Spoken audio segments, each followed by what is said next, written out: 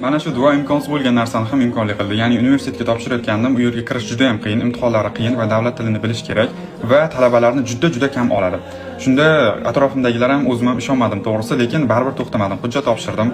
Keyin 50 kun davomida tahajjud ibodatlarini qildim. Allohning 99 ismiga 99 marotabadan har kuni zikr qildim va ismi azam duosi bilan so'radim. Va Allohga hamdlar bo'lsin. Hatto davlat tilini ham bilmagan joyimga o'qishga qabul qilindim. Bilmadim, o'zim ham hayratdaman. Hali ham miyam his qilmayapti to'g'risi, lekin Allohga hamdlar bo'lsinki, biz uchun imkonsiz bo'lgan narsa Alloh uchun barchasi imkonli edi. Shuni unutmang, har doim duo qiling. Imkonsizdek ko'ringan narsalarni ham Allohdan so'rang, albatta beradi. Va qo'shimchasiga Allohim menga ilm bergan va mana shu ilmni boshqalarga ham o'rgatishga va'da beraman degandim. Alloh menga ilm berdi.